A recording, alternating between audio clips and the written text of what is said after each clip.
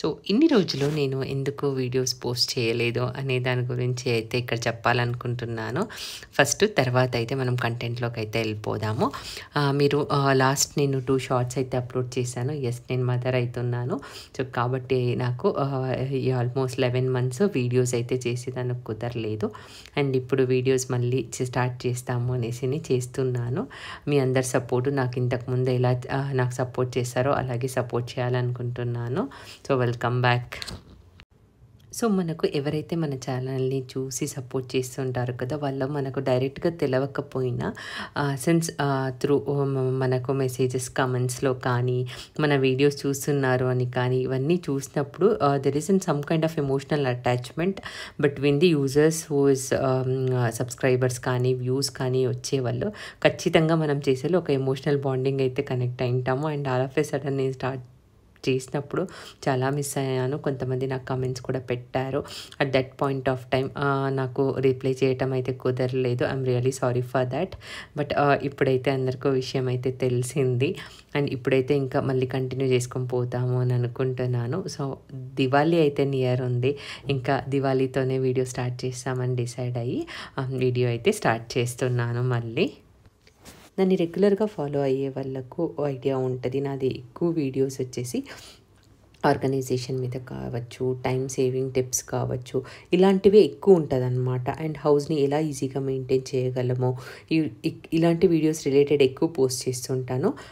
కాబట్టి నాకు మళ్ళీ దివాళీ టైంలో ఫస్ట్ వీడియో అదే అయితే పోస్ట్ చేస్తే చాలా యూస్ అవుతుంది కదా. అండ్ మనకు ఎంతే జాబ్ చేసినా ఏం చేసినా కూడా మన ఇల్లు ఫ్యామిలీ అనేది కూడా చాలా important and it's a first priority అనేది అయితే నా ఫీలింగ్.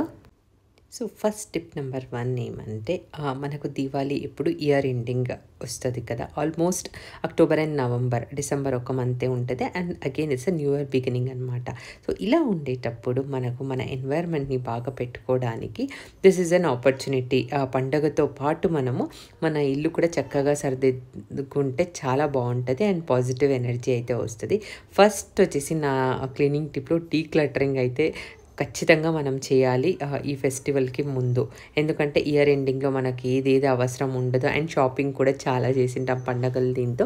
కాబట్టి ఫస్ట్ మీకు ఏ ఐటమ్స్ ఇంట్లో అవసరం లేదు, మీకు కానీ మీ పిల్లలకి కానీ హస్బెండ్కి కానీ, లేకపోతే మనం ఎవరైతే ఫ్యామిలీ మెంబర్స్ ఉంటాం చూడండి, వాళ్ళ క్లోత్స్ కావచ్చు, ఇంట్లో ఐటమ్స్ కావచ్చు, కిచెన్లో కానీ రూమ్స్లో కానీ బట్టలు కానీ ఏదైనా ఒకటి మనకు ఇంట్లో అవసరం లేనిది ఫస్ట్ తీసేయండి. అవి తీస్తే చాలా స్పేస్ అయితే మనకి మిగులుతుంది. అండ్ సెకండ్, మనం ఇది తీసిన తర్వాత ఇంకేదైనా కొనుక్కోవాలన్నా కూడాను మనకు ఒక క్లారిటీ వస్తుంది ఏ ఐటమ్స్ అయితే మనం కొనాలి అనేది.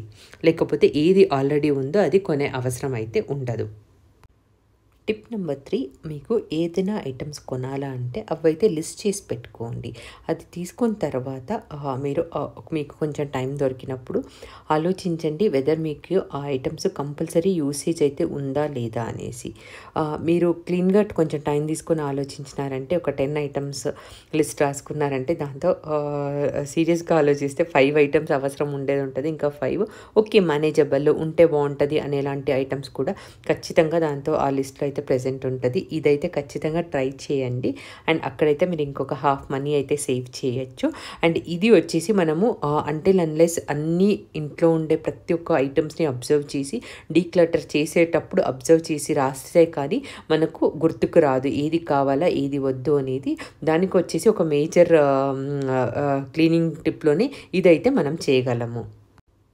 అండ్ టిప్ నెంబర్ 4 వచ్చేసి ఏదైనా ఐటమ్స్కి సర్వీస్ కావాలా అంటే ట్యాప్స్ కావచ్చు, మనకు వాటర్ లీకేజ్ ఉండేటివి మీకు డీప్గా అబ్జర్వ్ చేస్తే తెలుస్తుంది. సో అలాంటి టైంలో కూడా అది అబ్జర్వ్ చేసుకొని మీరు ఒక్కసారి ఎవ్రీ టైం ప్లంబర్ కానీ ఒక ఎలక్ట్రీషియన్ కానీ లేకపోతే మీకు ఏదైనా సర్వీస్ చేసే వాళ్ళని అట్ ఏ టైం పిలుచుకొని ఆ సర్వీస్ అయితే ముగించుకున్నారంటే మీరు రీప్లేస్మెంట్ అనేది కూడా ఎక్కువ డ్యామేజ్ అవ్వకుండా ఉంటుంది. సమ్టైమ్స్ ఏమవుతుందంటే ఇనిషియల్ స్టేజ్లో తక్కువ అమౌంట్ పడుతుంది సర్వీస్ చేయడానికి.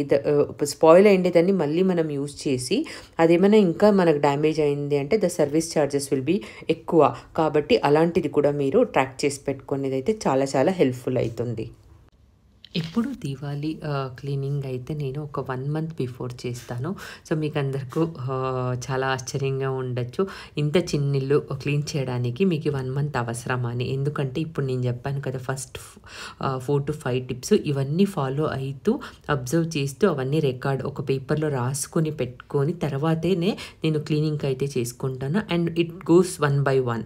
ఫర్ ఎగ్జాంపుల్ ఒక కిచెన్ 1 డే పెట్టుకున్నామంటే కిచెన్ యూజువల్లీ నేను వీకెండ్స్ పెట్టుకుంటాను. వర్కింగ్‌తో పాటు అయితే చాలా ఇబ్బందిగా ఉంటది. అవ్వదు. సో, కాబట్టి వీకెండ్స్ పెట్టుకుంటా. అండ్ వీక్ డే ఒక్కొక్కటే దాంతో ఫర్ ఎగ్జాంపుల్ కిచెన్‌లో ఒక కబోర్డ్ కానీ, ఒక ఫ్రిడ్జ్ కానీ, ఒక కార్నర్‌ని క్లీన్ చేయటం కానీ అలాగా ఎంటైర్ వీక్‌లో సిన్స్ వర్కింగ్ ఉండేదాని వల్ల నాకు దినానికి ఒక హాఫ్ ఎన్ అవర్ అలా టైం స్పెండ్ చేస్తే చాలు క్లీన్ అయిపోతుంది. ఇల్లన్నీ ఒకే రోజు క్లీన్ చేయటం అంటే అస్సలు కుదరదు. అండ్ అది ఆర్గనైజ్డ్‌గాను ఉండదు. కాబట్టి మీరు కిచెన్ 1 డే అండ్ బెడ్‌రూమ్స్ ఒక్కొక్కటి ఒక 1 డే, లివింగ్ ఏరియా ఒకరోజు, బాల్కనీ అండ్ డోర్ ఎంట్రన్స్ ఒకరోజు. సో, అలా అయితే నేను ఒక్కొక్క పోర్షన్‌లో తీసుకునే దానివల్ల నాకు హెక్టిక్‌గా ఉండదు. అండ్ నా రెగ్యులర్ ఫుడ్ ప్రిపేర్ చేసుకోవటం కానీ, మనకి ఎక్సర్సైజ్ కానీ, రోజు పూజ అన్నీ మన ఏ రొటీన్ ఉందో అదైతే డిస్టర్బ్ అవ్వకుండా పనులైతే చాలా బాగా అయిపోతుందనమాట. డిసిప్లిన్డ్ అండ్ ఆర్గనైజ్డ్ లైఫ్ అనేది చాలా ఇంపార్టెంట్. ఎందుకంటే మనకు పర్సనల్ లైఫే కాదు, ప్రొఫెషనల్ లైఫ్‌లో కానీ అండ్ మన పిల్లల మన ఫ్యూచర్‌లో మనం ఏం చేయాలి అని క్లారిటీగా ఉండడానికి చాలా చాలా హెల్ప్ అయితుంది.